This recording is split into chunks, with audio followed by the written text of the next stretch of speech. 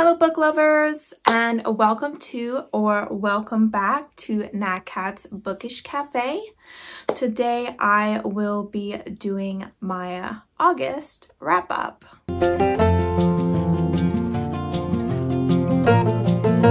So August actually went really well. I think it might have been one of my best months so far.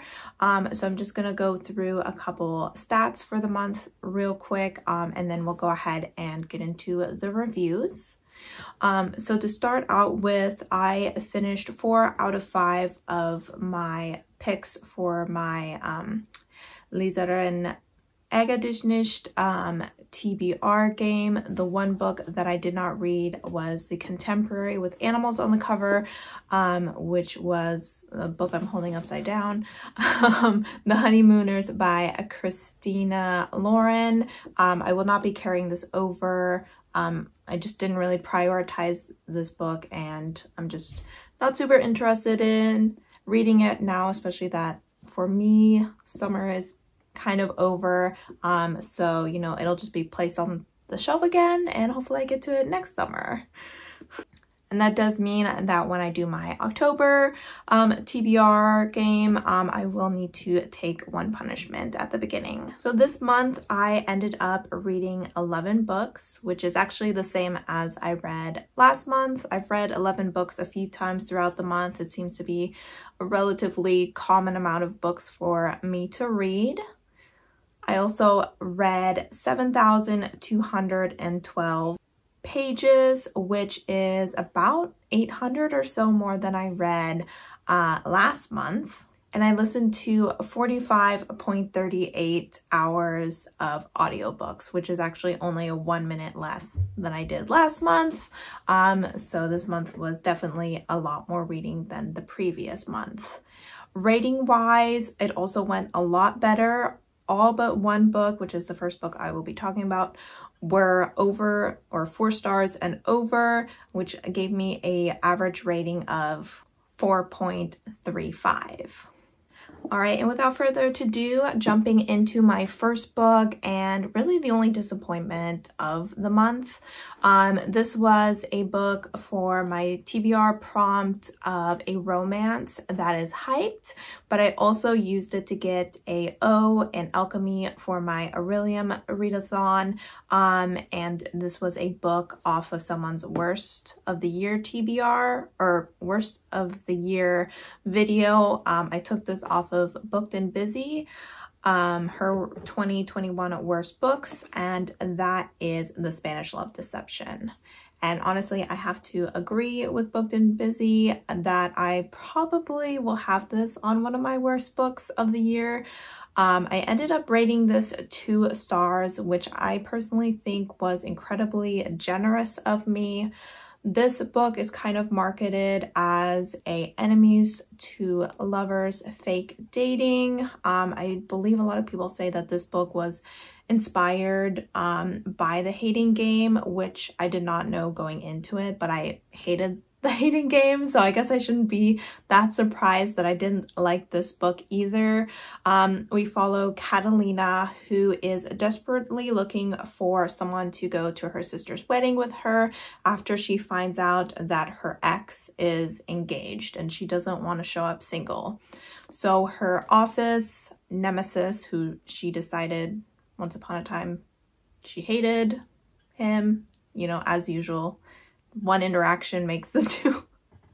These office hating romances, it's always like one little event that happens and then they just like, okay, I hate him forever, and now everything they do obviously is to show that they hate me as well. And you're like, that's not really how it works in the real world, you know? People are a little bit more three-dimensional than that, but okay. But yeah, he pretty much volunteers to take her, and then the first 200 pages of this book are her, you know, saying no and him trying to convince her that she should take him. And so this is called The Spanish Love Deception, and you think that's going to take place in Spain, and I would say less than half the book for sure actually takes place in Spain. A lot of the book is really just Catalina being in complete denial. That is his name, Adam? What is his name? Aaron. His name is Aaron. That Aaron could in any way be a decent person, that he could want to do anything nice for her, that whenever they're flirting, that it's all fake, which is kind of odd considering she, I think, refers to him as like a robot, and then all of a sudden she thinks he's the world's greatest actor. And I'm like, you know, you obviously can't decide what kind of person Aaron is. So it was just a very annoying, very repetitive story. Nothing really interesting happens. I honestly skimmed the last 100 pages, so I could not really tell you what happens in them, but it was just, it's the kind of book that you can definitely skip because it's too long and too boring. All right, round 2. I just realized that I didn't record anything that I just said about this book. Okay, well, so the second book that I read it for another magical Aurelium prompt to get an O in restoration. So I decided to read Warcross by Mary Lou, or is it Marie Lou? But the prompt was to read a book with like a single object on it, and this one just has the cube and the word Warcross. So this was a YA kind of sci-fi mystery, I guess you could kind of call it. And it is very similar, I think, to Ready Player One, except I personally liked it better. So I rated this book 5 stars. I was really pleasantly surprised by how much I was enjoying this reading experience. We are following our character Amika, as she is a bounty hunter who is hunting down people who are gambling illegally in the game Warcross. So Warcross is like a virtual reality game that holds large competitions, and during one of these large competitions she makes the desperate move to try to steal a rare artifact so that she can turn around and sell it, because she is having a lot of financial issues since the passing of her father. By stealing this artifact, she accidentally glitches into the competition. So they have to shut down the whole competition, and the creator ends up sending her to Japan so that she can work for him. He states that there is someone who is trying to hack into the game and he's having trouble finding them. So since she is a bounty hunter who's really good at finding people, he wants her to join one of the teams so that she can kind of simultaneously try to figure out who the hacker is. I really enjoyed the gaming aspect of this, kind of seeing her move from living poor in America to living very wealthy and in the spotlight here in Japan. I did like that towards the end it definitely became more of a group effort. So in the second book I really am hoping to see more of that teamwork happening. I also really loved the romance that was in this book. I thought it was incredibly sweet, and I really liked the I can't remember his name, but he's the game creator that she has a relationship with. I hope that's not, it's a YA story, so you can probably assume that there's a romance between the two of them. Shouldn't be too spoilery. But yeah, the ending was very shocking. I honestly did not see it coming at all. But I'm very excited to see where we go in book 2. Oh, and I rated this 5 stars. I can't remember if I said that or not. Seeing as this is my second time filming it, I don't know what I did and didn't say yet. So the third book I read was A Skin Full of Shadows by Frances Harding. This was actually a carryover from the previous month, and it was used to fulfill a prompt for actually my fall quarter for Aurelium, and I needed a book that had the word shadows in it. This is a middle grade YA. It's marked as both, and she is relatively young, maybe like 12 at the beginning of the book, but later in the book she does get up to the age of 16. It is kind of a historical paranormal story. It is set in the 17th century, I think. Maybe I could be completely wrong. But we follow a young girl who is called Makepeace, and she has the ability to see ghosts. Her mother points out that these are a threat to her because they often try to infiltrate her body because they no longer have bodies of their own. So she kind of tries to strengthen herself so that they cannot get into her. One day during a riot, her mother is killed by, I believe, a stray bullet, and Makepeace is left on her own. Thinking that she sees the crazed spirit of her mother, she heads out to a marsh where there has been a sighting of such a crazed spirit in hopes of finding her mother. But instead she finds a, what are they called? Like an entertainment bear, you know, the kind of bear that's been chained up and forced to do things for people's entertainment, that was killed by its owners because it was no longer of use to them. So this bear has a lot of rage, and Makepeace is incredibly angry on the behalf of this bear, and this connection accidentally allows her to take in the spirit of this bear. After her mother's family realizes that Makepeace is not quite stable anymore, they send her off to her father's estate. He is no longer alive, but his family is, and there's some sketchy stuff going on there that she now needs to try to survive. I absolutely loved the writing. Very beautiful, very haunting, a great story for the fall if you're looking for kind of a YA middle grade for this time of year. I thought that our character had really great intelligence. I thought she was really intelligent and was able to get herself out of sticky situations. I like that there was a sibling relationship in here.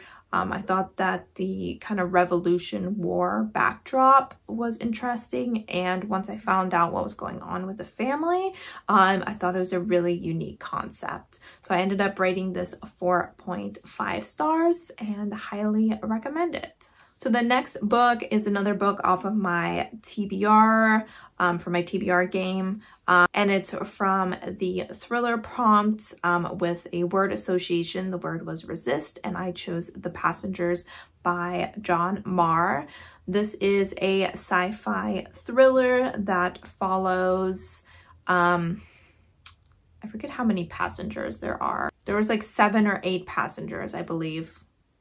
And they get kind of kidnapped by their self-driving cars. So this takes place in England, and they are kind of pushing to be a country that uses only these self-driving cars, stating that they are safer. And these 7 or 8 passengers end up getting kidnapped in these cars. And the voice in the car says that within the next 2 hours, there is a good chance that you will be dead. On the other side, we follow a young woman whose name I am now forgetting. She is a mental health nurse, and she has been randomly selected to be part of this jury that decides when a car accident happens with one of these self-driving cars, if it is the fault of the victim or the fault of the car. And so she's a citizen that has been selected for that. Everyone else is part of the government that is usually part of this. She is not a fan of technology, so it's really interesting to see her part of this jury, especially when the jury is selected to decide which of the passengers that have been kidnapped gets to live. So pretty much they're told only one passenger gets to survive this crash, and you need to be the one that decides it, along with society as a whole. So each jury member gets one vote, and society, Twitter, I guess, gets one vote as well. This book deals a lot with like trust in AI, over dependence on technology, racism, society deciding who is worth saving and who is not worth saving, what people do when it comes time to fight for their life. And it was high intensity. I did think the ending was a little slow. That's why I just gave it a 4.5, not a full 5. But otherwise, I thought the pacing was really great. It had some great topics and some really great twists as well. So next I listened to an audiobook of a nonfiction. I do not rate these, so there's no rating for this. And that was called The Devil's Highway by Luis Alberto Uri.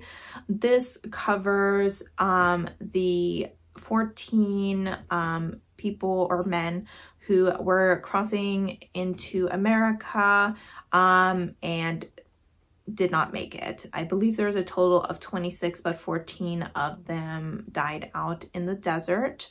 This story I thought was beautifully written in a way that I have never read in a nonfiction. Obviously nonfiction can have stunning writing, but this was the first one where I was really noticing how beautiful the writing was. It is not just covering, you know, the men while they are in the desert, because there's a lot of things revolving around it.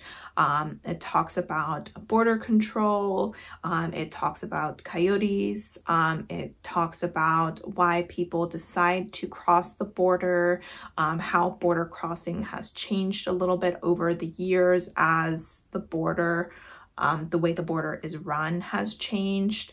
And it also deals with what happened after, you know, the Coyote's trial, because a lot of the blame was put on him for the death of these people, for, you know, guiding them off to their death pretty much. And also what happened to the other men who did survive their time in the hospital. They're returning home. And of course, what happened to the corpses?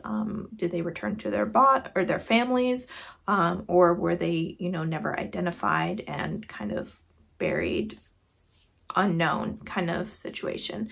So I thought it was really well researched. It's really unbiased, which is, you know, really important, I think, when you're writing about a topic like this, because there is, you know, a lot of different opinions about border control, about allowing people into the country, things like this. So having an unbiased opinion, even if it is written by, he is a Mexican American, just really allows you to get more out of the story, because you're not, you know, just burdened by this person's rage or their opinion.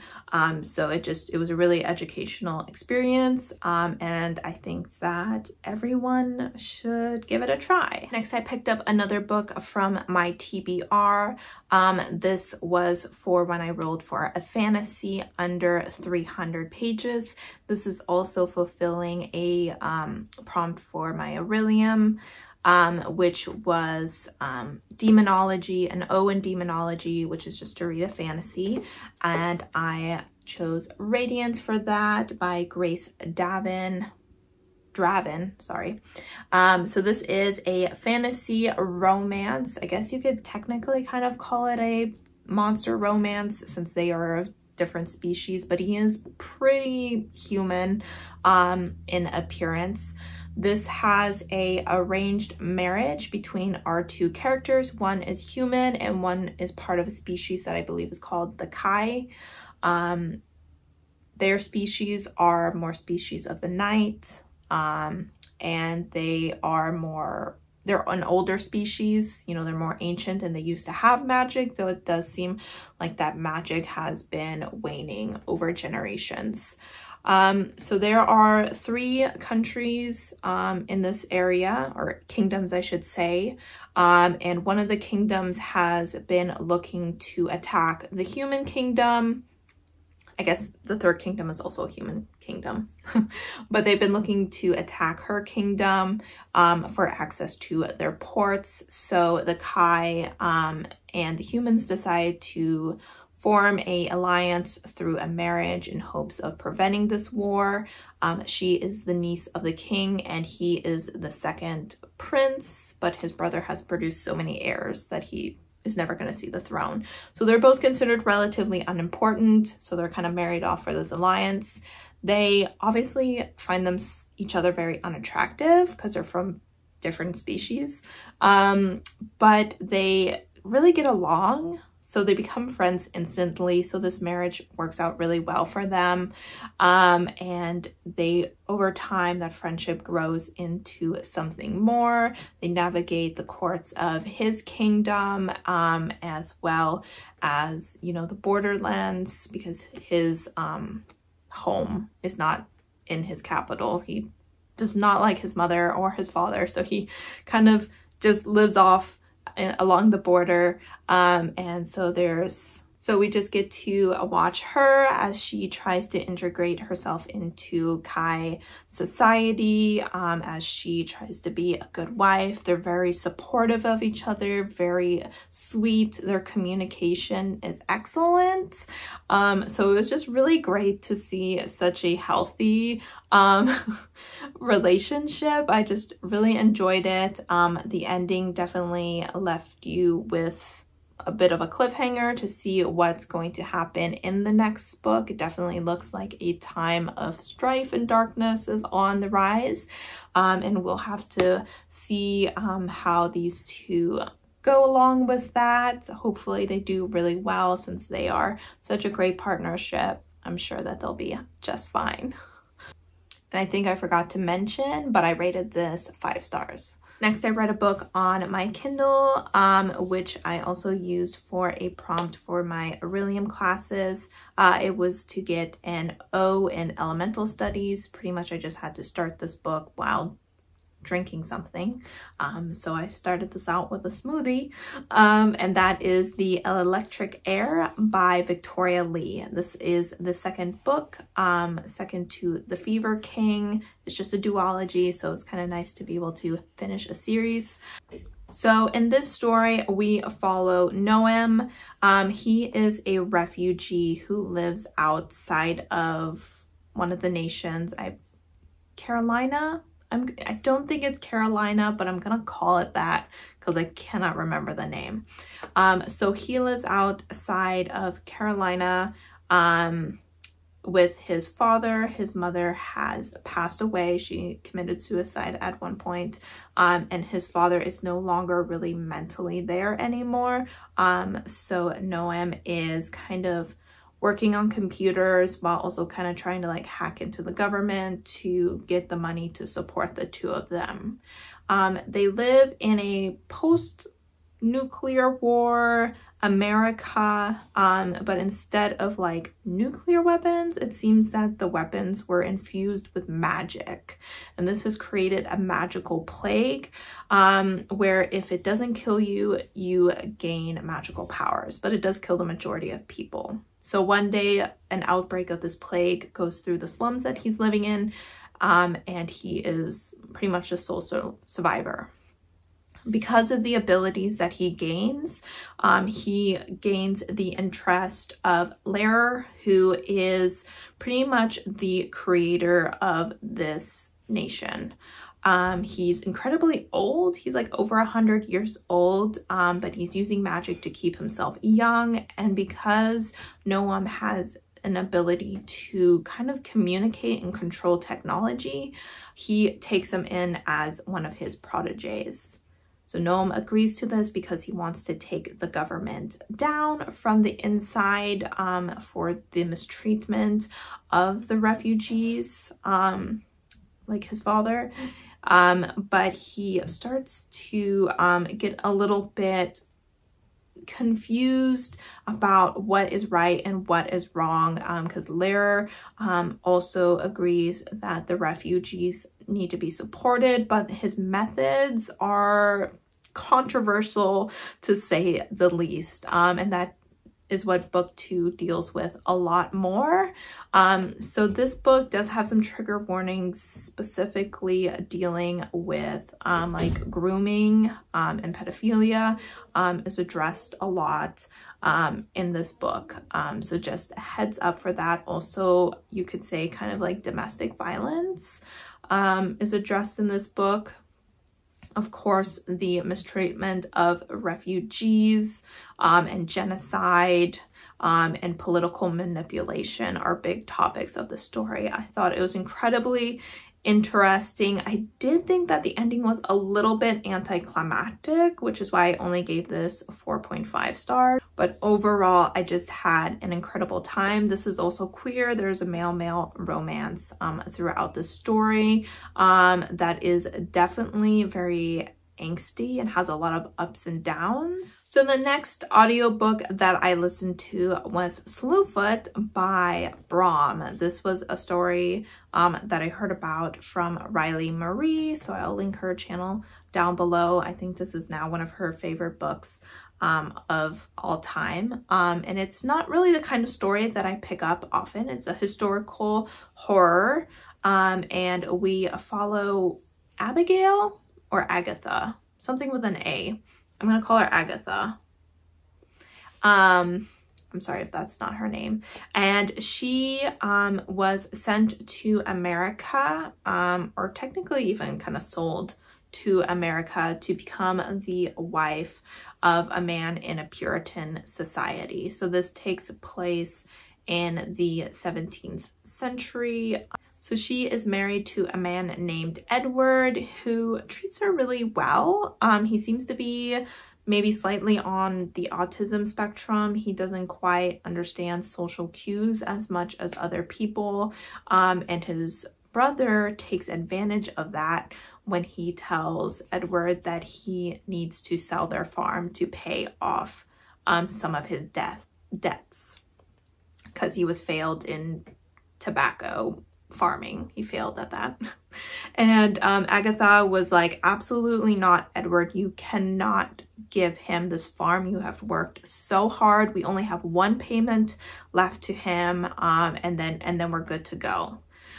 So luckily, the clergymen, I guess they are, I don't know if that's what they're called, but the religious men that run their Puritan town agree with Edward that he should be given the opportunity to try to pay off this final debt. And if he could do so, then he can keep it. Otherwise, his brother can go ahead and take the farm and pay off the debts. Unfortunately, Edward ends up passing away, and Agatha luckily finds a way to keep the farm for herself, but she's really struggling to farm it. So she makes a deal with Slewfoot, who is a recently revived from the dead spirit or of the forest or demon, depending on how you see it, and they work together to take on the Puritan society that, of course, with Agatha's success, turns around and calls her a witch. So this book is inspired by the witch trials and the Crucible. It is a revenge story. So if you are in any way sympathetic to the Puritans, I would maybe skip this book because they don't do so well in this book. I thought it was really intriguing. I ended up rating it 4 stars. I thought that the audiobook was really well done. I really liked the narrator. I really liked Agatha. I thought she was a really interesting character. It kind of goes to show, like, she's a good person. You know, she had a loving husband that she cared a lot for. She wanted to do right by him, and she was pushed to her limits. And instead of, you know, giving forgiveness, she took revenge. And, you know, I gotta respect her for that. So it was a fun time to listen to that. And it is definitely a book that you may want to check out this spooky season. All right, so the next book I read was also for an Aurelian prompt to get a O in animal studies, so I needed a book with an animal companion, so I went ahead and read Blue Lily, Lily Blue by Maggie Stiefvater. This is book 3 in the Raven cycle, and Rowan, one of the characters, has a small raven that he keeps with him called Chainsaw. So since this is the 3rd book in the series, I'm not gonna say specifically what this one is about, but for the first book, we follow Blue and the 4 Raven boys as they try to hunt down a lost dead Welsh king who is supposedly buried somewhere on the ley lines in this town. Those who find him supposedly get 1 wish, so they are all hoping to find him and get their wish. I really enjoy the characters and their dynamics. I absolutely love the writing, so I actually kind of tab this book because I enjoy her writing so much. The story and the stakes are definitely escalating. There are more players coming in during every single book. In the 2nd book, we didn't focus so much on the main quest. We had a little bit more character development in that book, but now we are back into the quest full swing. There was a ton that was happening in this book that definitely set us up for a very interesting ending. So I'm really excited to hopefully be getting to the last book sometime this month. I don't know if I mentioned it. If I didn't, I rated this 4.5 stars. So for the last physical book that I read, this was also for a prompt for Aurelium, which was to get a O in spells and incantations. And that was a random color generator. I got Azure, which is like a blue. And so I chose Into This River I Drowned by TJ Klune. This is also one of the 6 books I was hoping to reread this year. So this was a reread. This was the first TJ Klune book I ever read, so I was very excited to get back into it. We follow Benji, who lost his father to a car accident 5 years ago. He lives in a small town with his mother and his 3 aunts and is still very deep in his grief. He is very suspicious of his father's death. He does not think that it was an accident, but there's not really any proof that any kind of suspicious behavior occurred on that day. At the beginning of this book, well, not like in the beginning, but early on in this book, Benji visits the site of his father's death, and he's kind of, you know, praying and hoping for some sort of help. He's kind of drowning. He's not doing well mentally, and he just seems to be not able to get on with his life. So while he's kind of falling apart, he sees something fall from the sky and goes to investigate and finds out that it's his town's guardian angel, Khalil. So Khalil kind of infiltrates Benji's life. He's kind of showing him, you know, how to enjoy the little things in life, watching the sunset every morning, really interacting with the townspeople again, because Benji has been really isolating himself over the past few years. So this book deals incredibly heavily with grief, specifically the grief of a father, and it also has a bit of a mystery as Khalil and Benji try to figure out what really happened to his father on that day. I ended up giving this 4.5 stars just because I felt it was a little slow at times, but I did think his depictions of grief and the many ways that it can manifest was really interesting. The anger that comes with it, the guilt that comes with it, the isolation and selfishness that comes with it, and just, you know, the energy and strength and dedication that it takes to kind of break out of that cycle of just being sad and angry all the time.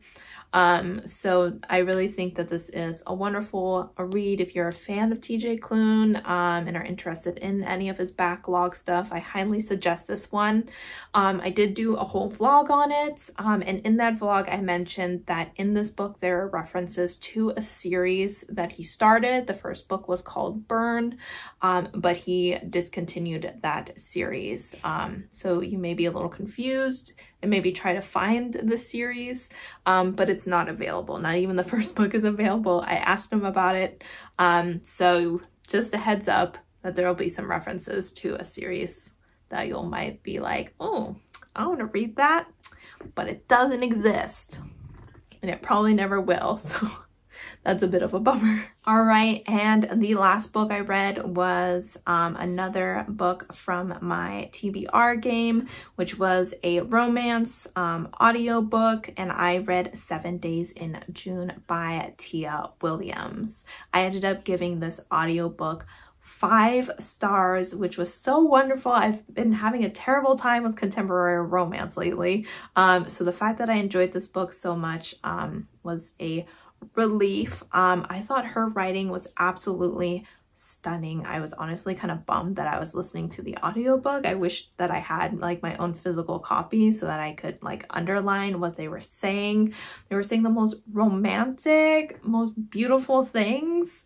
The story deals with a woman, Eva, who, I believe it's Eva, who has a chronic illness, an invisible disability. She gets severe migraines, so she spends a lot of time in pain, but she is also a paranormal romance writer. And we also follow Shane, who is a recovering alcoholic, and who had a lot of success in literary fiction, but his passion lies in teaching children, specifically children in disadvantaged communities. So these two people had 7 days together back when they were teenagers, and there was a lot of quick passion there. They were both very broken people. There was drug use, alcohol use, self-harming that was going on back in the day. Shane was in a foster home, and Eva had a somewhat, I don't want to say neglectful mother, but a mother who was a little bit more on the selfish side of things. But nowadays they are reuniting like 15 years later. The connection is still there. Eva is now a mother of a wonderful daughter who has a lot of passion for therapy. She wants to be a celebrity therapist. She's also very woke, as they say. And I really loved their relationship. I really enjoyed the representation of the invisible disability that happened, as well as the way that the two handled their relationship, the way that they realized that they needed to heal on their own before they could truly work together. So I thought that it was a really healthy relationship. I thought it was a beautiful story with a wonderful ending, and lots of interesting things happening on the side with their book writing, with their family life. So lots of good stuff going on there. If you haven't read it yet, I highly suggest that you do. All right, guys, so those were the 11 books that I read in the month of August. It was a really great month for me, so hopefully September goes as well as that. let me know down below what your favorite and least favorite book of the month were. For me, obviously my least favorite was The Spanish Love Deception, but 7 Days in June actually ended up being my favorite of the month. But anyway, as always, thank you so much for supporting my channel by watching, and I hope to see you guys next time. Bye!